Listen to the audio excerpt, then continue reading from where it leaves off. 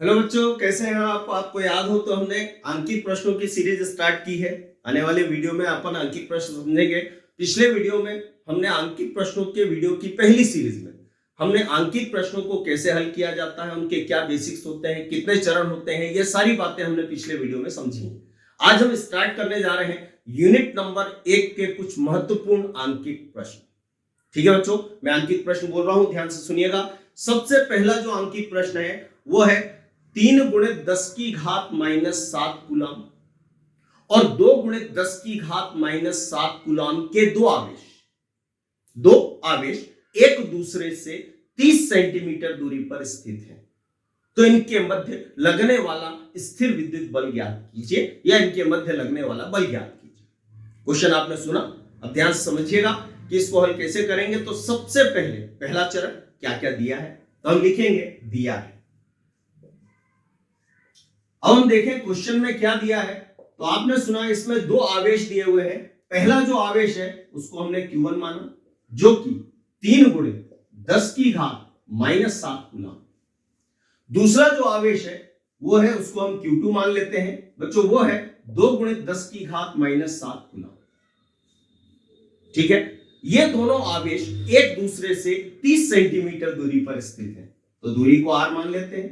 कितने centimetre? 30 centimetre. जैसे ही हमने ये लिखा, ये अंकित प्रश्नों का हमने पहला चरण पूरा कर दिया। अब दूसरा चरण ये है कि क्या सभी मान एक ही पद्धति में दिए हैं। तो आप देखेंगे ये दोनों मान कूलम में अर्थात एसआई पद्धति में दिए हैं, और ये मान सेंटीमीटर में अर्थात सीजीएस पद्धति में दिया है। तो ये मान भी हमें एसआई पद्धति में चाहिए। अब प्रश्न उठता है एसआई पद्धति में चाहिए का मतलब क्या? तो ये मान जो सेंटीमीटर में है यह हमें मीटर में चाहिए। अब प्रश्न उठता है ऐसा कैसे होगा? तो हमें सेंटीमीटर को मीटर में बदलना पड़ेगा। बदलने का तरीका बहुत सरल है बच्चों, ध्यानपूर्वक समझिएगा। पिछले वीडियो में आपने सारी बातें समझी हैं। ये लिखा हुआ है 30। अब देखिएगा, ये सेंटी है और ये मीटर है। हमें अकेला मीटर चाहिए, तो सेंटी को हटाओ। अरे पर सेंटी को हटाएंगे तो ऐसे ही नहीं जाएगा, वो अपनी कीमत मांगेगा। तो पिछले वीडियो में हमने समझा है सेंटी की कीमत 10 की घात -2 होती है।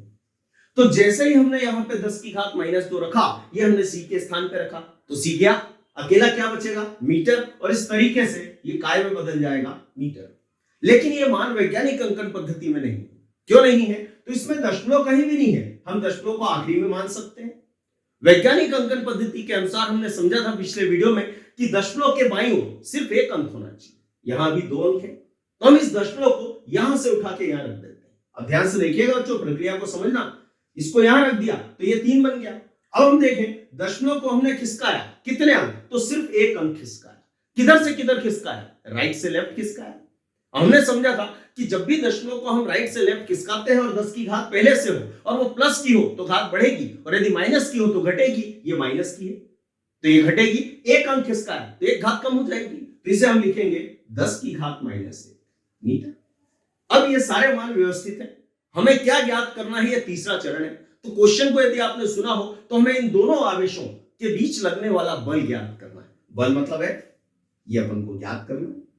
ये हमने अंकित प्रश्न का तीसरा चरण पूरा कर लिया। अब चौथा और आखिरी चरण है कि हमें किस सूत्र का उपयोग करना चाहिए। तो सिंपल सी बात है, जिसमें ये चारों आते हो उस सूत्र का हम उपयोग करेंगे। तो ध्यान से देखिएगा, याद हो आपको तो अध्याय 1 में हमने कूलम का विक्रम वर्ग का नियम पढ़ा, जिसके अनुसार 2 आवेशों के बीच लगने वाला बल 1/4πε0 ऊपर दोनों आवेशों के परिमाण बटे उनके बीच की दूरी, और दूरी का होता है वर्ग। इसे कहते हैं 2 आवेशों के बीच लगने वाला बल। तो इसमें मान रख देते हैं। अब आपको याद होगा कि ये एक नियतांक है, इसका मान फिक्स एसआई पद्धति में 9 गुणित 10 की घात 9 होता है। तो इसको लिख देते हैं 9 गुणित 10 की घात 9 गुणित ये Q1 है। Q1 का मान ये 3 गुणित 10 की घात -7। फिर है Q2 बच्चों, Q2 का मान है 2 गुणित 10 की घात -7। बटे में आ गए। बटे में दूरी कितनी है? तो 3 गुणित 10 की घात -1। इसका हमने क्या कर दिया? स्क्वायर, ये स्क्वायर। अब इसको हल करते हैं बच्चों, ध्यान से देखिएगा। बराबर ये हो गया 9 गुणित ये 3 गुणित ये 2, जैसा है वैसा।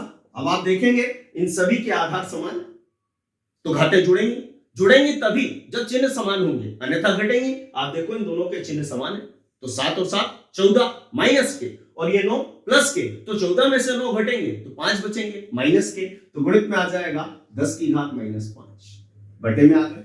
बटे में इस ब्रैकेट को खोलेंगे तो इन दोनों का वर्ग होगा, तो 3 का वर्ग 9 हो जाएंगे, और 10 की घात माइनस 1 का वर्ग 10 की घात माइनस 2 हो जाएंगे। ठीक है बच्चों, 9 से 9 कट गए, 3 दूनी 6, गुणित 10 की घात माइनस 5, इसको उठा के कहां ले गए ऊपर, तो घात माइनस की है प्लस की हो जाएगी, तो गुणित में आएगा 10 की घात माइनस प्लस 2, सॉरी। इनके आधार समान है तो घातें जुड़ेंगी, पर जुड़ेंगी नहीं, घटेंगी, क्योंकि एक का चिन्ह माइनस एक का प्लस, तो 5 में से 2 घटेंगे 3 आएंगे, लेकिन बड़ी संख्या का चिन्ह माइनस का है तो 3 माइनस के होंगे, तो मान आएगा f बराबर 6 गुणित 10 की घात माइनस 3, ये बल का मान आ गया।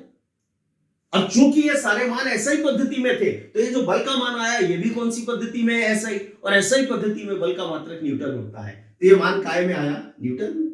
और आप चाहे तो थोड़ा और इसको व्यवस्थित लिख सकते हैं, ये जो लिखा हुआ है 10 की घात माइनस 3, पिछले वीडियो में हमने समझाया 10 की घात माइनस 3 को मिली बोलते हैं और स्मॉल m से दर्शाते हैं, तो आप चाहे तो इसको ऐसा भी लिख सकते हैं, f बराबर 6 मिली न्यूटन।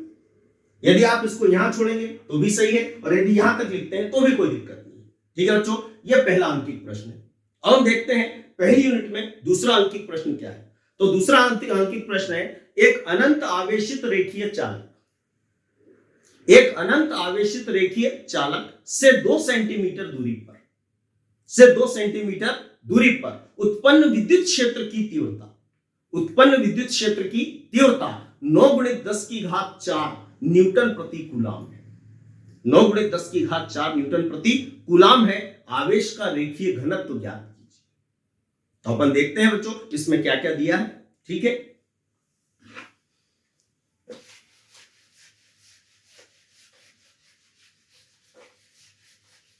ध्यान से देखिएगा, क्वेश्चन को आपने सुना हो ध्यान से। तो एक अनंत आवेशित रेखीय चालक से 2 सेंटीमीटर दूरी पर, मतलब दूरी दी हुई है बच्चों, कितने सेंटीमीटर है, 2 सेंटीमीटर दूरी पर उत्पन्न विद्युत क्षेत्र की तीव्रता, बच्चों विद्युत क्षेत्र की तीव्रता को ई से दर्शाते हैं, 9 गुणित 10 की घात 4 न्यूटन प्रति कूलाम है। 9 गुणित 10 की घात 4 न्यूटन प्रति कूलाम है। हमें ज्ञात करना है आवेश का रेखीय घनत्व। याद कीजिए, कभी अध्याय 1 में आपने पढ़ा होगा, आवेश के रेखीय घनत्व को लैम्डा से दर्शाते हैं, यह हमें ज्ञात करना है। बच्चों ये जो लैम्डा है इसका ऐसा ही मात्रक कूलाम प्रति मीटर होता है, हमें ये ज्ञात करना है।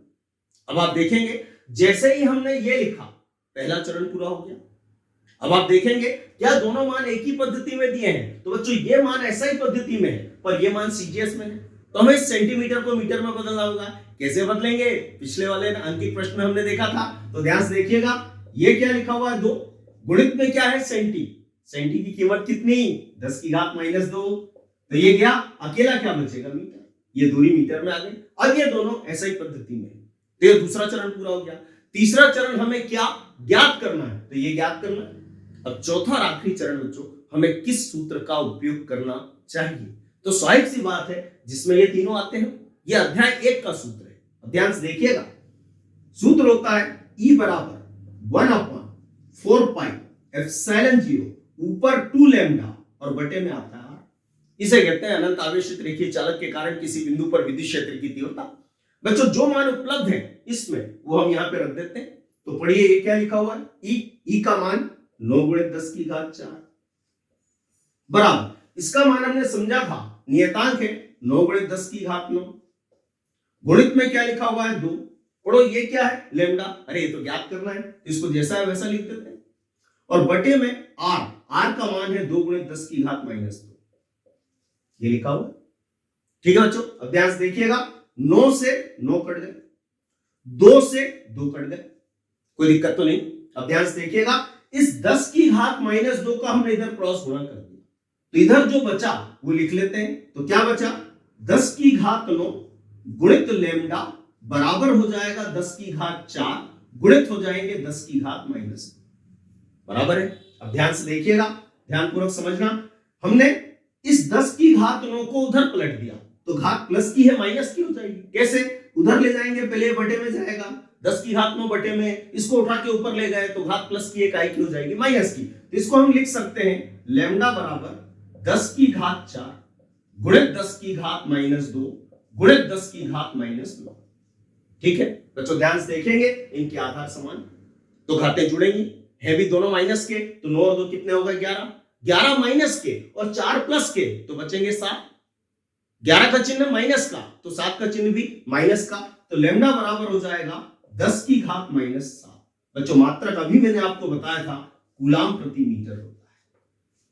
ठीक है बच्चों, तो ये दूसरा अंकित प्रश्न था। अब हम देखते हैं तीसरा अंकित प्रश्न क्या है। तो तीसरा अंकित प्रश्न संधारित्रों की धारिता पर आधारित है और वो क्या है, तो 1 पिकोफैरड, 2 पिकोफैरड और 3 पिकोफैरड के 3 संधारित्र। ध्यान सुनिएगा, 1 पिकोफैरड, 2 पिकोफैरड और 3 पिकोफैरड के 3 संधारित्र नंबर 1 श्रेणी क्रम में जुड़े हैं और नंबर 2 समांतर क्रम में जुड़े हैं। हमें तुल्य धारिता या परिणामी धारिता की गणना करना है दोनों क्रमों में, श्रेणी क्रम और समांतर क्रम। ठीक है, मैं क्वेश्चन एक बार फिर रिपीट कर रहा हूं। 1 पिकोफैरड, 2 पिकोफैरड और 3 पिकोफैरड के 3 संधारित्र नंबर 1 श्रेणी क्रम में और नंबर 2 समांतर क्रम में जुड़े हैं। परिणामी धारिता या तुल्य धारिता की गणना कीजिए। ठीक है बच्चों, देखते हैं क्या होगा।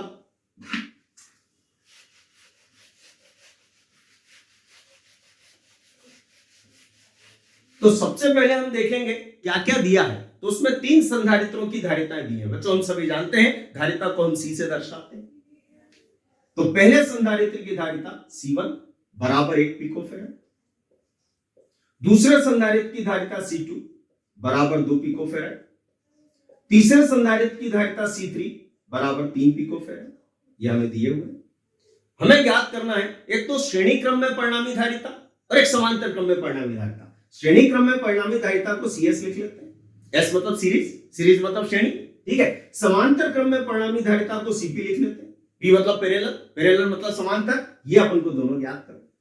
तो सबसे पहले श्रेणी क्रम की देखते हैं। तो आपको याद होगा, आपने यूनिट नंबर 1 में, अध्याय नंबर 2 में पढ़ा होगा कि जब संधारित्रों को श्रेणी क्रम में जोड़ा जाता है तो परिणामी धारिता का सूत्र ये होता है 1/CS बराबर 1/C1 plus 1/C2 plus 1/C3।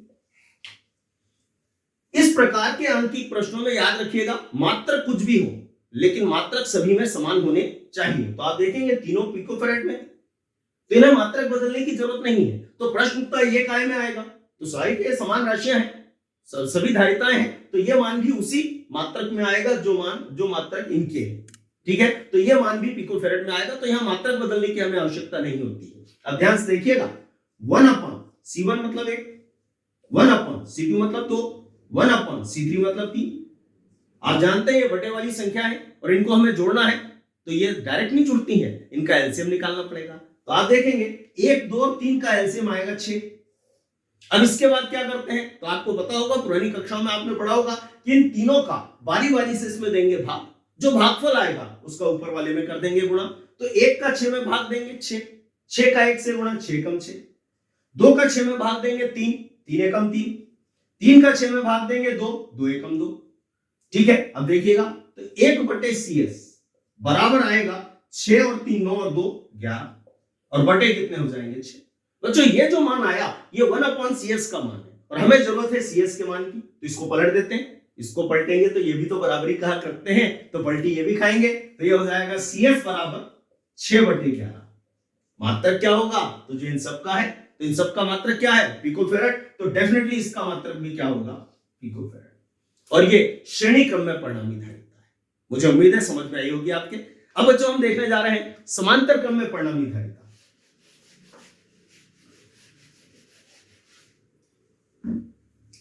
समांतर क्रम में परिणामी धारिता को हम CP से दर्शाते हैं। बच्चों अध्याय 2 में आपने पढ़ा होगा कि CP बराबर होता है C1 plus C2 plus C3।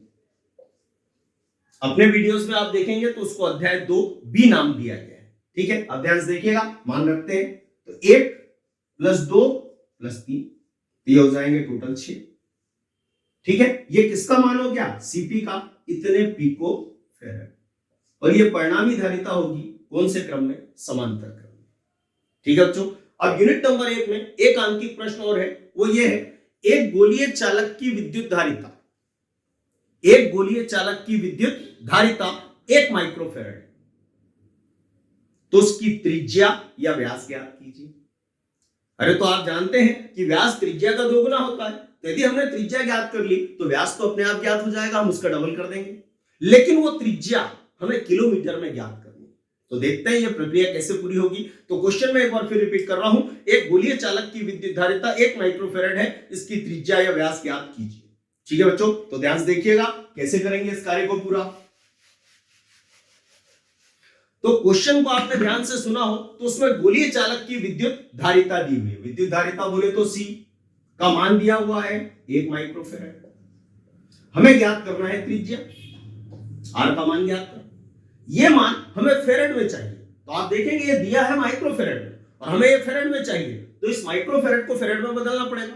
कैसे बदलेंगे? तो माइक्रो को हटाओ, लेकिन माइक्रो को हटाएंगे तो माइक्रो अपनी कीमत मांगेगा। हमने पिछले वीडियोस में यह समझा है कि माइक्रो की कीमत 10 की घात -6 होती है, तो इसको हम लिख सकते हैं 1 गुणित 10 की घात -6। बच्चों ये जो 10 की घात -6 है ये हमने माइक्रो के स्थान पे रखा, तो ये तो गया, तो अकेला क्या बचेगा? फेरेड, और ये मान फेरेड में आ गया। अब हमें R का मान ज्ञात करना, तो डेफिनेट R का जो मान आएगा वो भी ऐसा ही पद्धति में आएगा और वो मीटर में आएगा, और वो हमें चाहिएगा किलोमीटर पर। तो देखते हैं ये प्रक्रिया कैसे पूरी करेंगे। उससे पहले एक विशेष बात याद रखिएगा, हमने पिछले वीडियो में समझा कि 1/4 पाई एप्सिलॉन 0 का मान होता है 9 गुणित 10 की घात में। तो क्लियर है, 4 पाई एप्सिलॉन 0 का मान होगा 1/9 गुणित 10 की घात में होगा। ठीक है बच्चों, अब देखते हैं। अब प्रश्न उठता है हमें किस सूत्र का उपयोग करना चाहिए, तो ऐसा सूत्र जिसमें ये दोनों आते हो। तो अध्याय 2B में हमने पढ़ा है पहले व्यंजक के रूप में, वो है C बराबर 4 पाई एप्सिलॉन 0। इसे कहते हैं गोलीय चालक की विद्युत धारिता।